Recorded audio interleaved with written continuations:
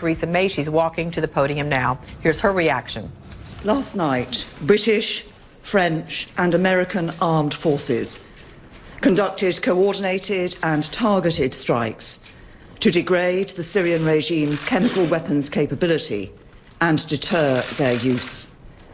For the UK's part, 4 RAF Tornado GR4s launched Storm Shadow missiles at a military facility some 15 miles west of Homs, where the regime is assessed to keep chemical weapons in breach of Syria's obligations under the Chemical Weapons Convention.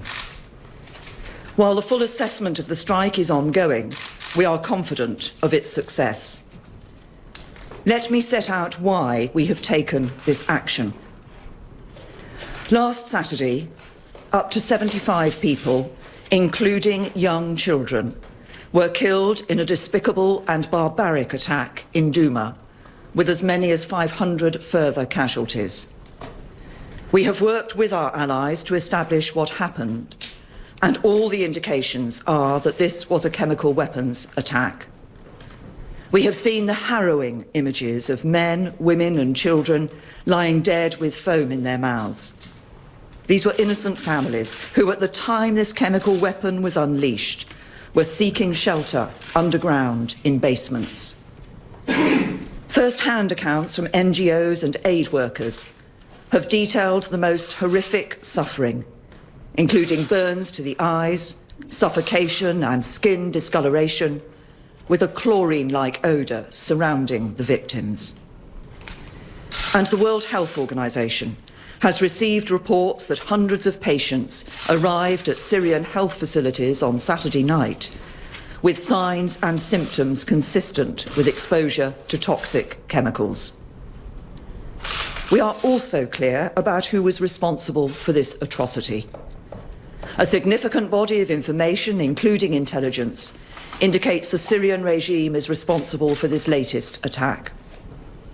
I cannot tell you everything, but let me give an example of some of the evidence that leads us to this conclusion. Open source accounts allege that a barrel bomb was used to deliver the chemicals. Multiple open source reports claim that a regime helicopter was observed above the city of Douma on the evening of the 7th of April. The opposition does not operate helicopters or use barrel bombs.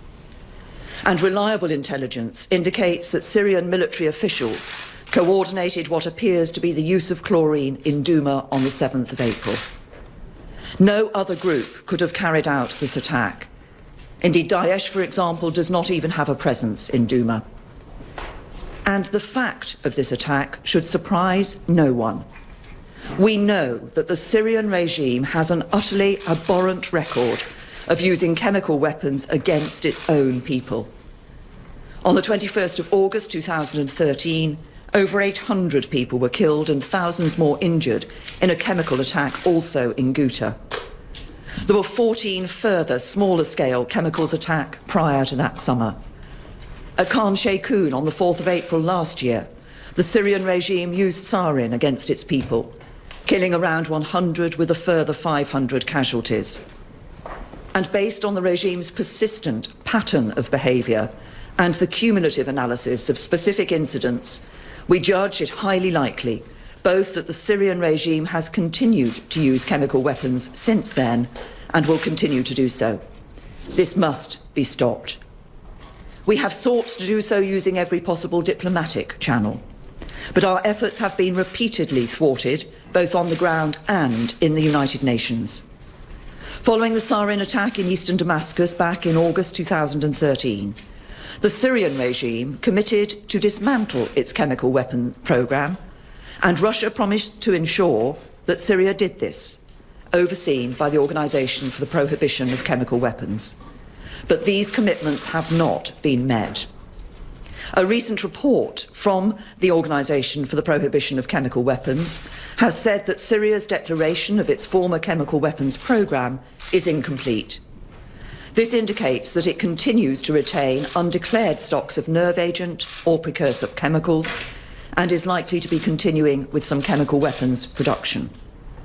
The OPCW inspectors have investigated previous attacks and on 4 occasions decided that the regime was indeed responsible. And on each occasion, when we have seen every sign of chemical weapons being used, any attempt to hold the perpetrators to account has been blocked by Russia at the UN Security Council, with 6 such vetoes since the start of 2017. Just this week, the Russians vetoed a draft resolution that would have established an independent investigation into this latest attack, even making the grotesque and absurd claim that it was staged by Britain. So we have no choice but to conclude that diplomatic action on its own will not be any more effective in the future than it has been in the past.